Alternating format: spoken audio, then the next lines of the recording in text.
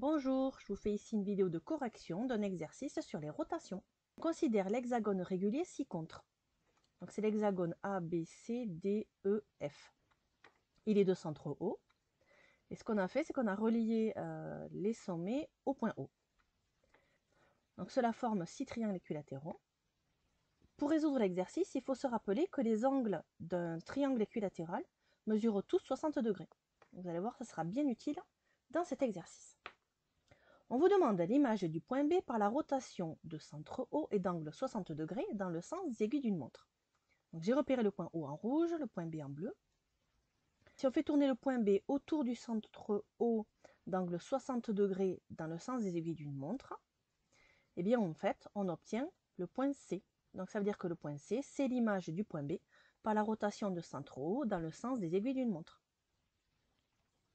Ensuite, on vous demande quelle est l'image du triangle AOB par la rotation de centre O et d'angle 120 degrés dans le sens inverse des aiguilles d'une montre. Ici, il faut faire attention parce que la rotation se fait dans le sens inverse des aiguilles d'une montre. Pour faire ça, on va déterminer l'image du point A, du point O et du point B par cette rotation. Alors, le point A, si on le fait tourner de 60 degrés dans le sens inverse des aiguilles d'une montre, on obtient le point F. Mais ici, ce n'est pas 60 degrés, c'est 120 degrés, donc je tourne encore de 60 degrés. Et j'obtiens que l'image du point A par la rotation de centre O et d'angle 120 degrés dans le sens inverse des aiguilles d'une montre, c'est le point E. Ensuite, pour l'image de O, là c'est facile, puisque le point O, c'est le centre de la rotation. Donc ça veut dire que son image, c'est lui-même. Donc l'image de O, c'est O. Il reste maintenant à déterminer l'image du point B. On va le faire tourner de 120 degrés autour du point O, dans le sens inverse des aiguilles d'une montre, et on obtient le point F.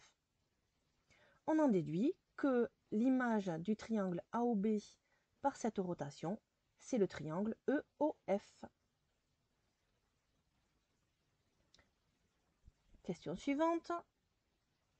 Donc ici, on s'intéresse au losange OAFE. Il faut déterminer l'image de ce losange par la rotation de centre A et d'angle 60 degrés dans le sens inverse des aiguilles d'une montre. Là, il faut faire très attention parce que le centre de la rotation, ce n'est pas le point O, c'est le point A. On va fonctionner comme de la question précédente. On va déterminer l'image des sommets de ma figure. Alors, l'image de O. Donc, je dois tourner de 60 degrés dans le sens inverse des aiguilles d'une montre.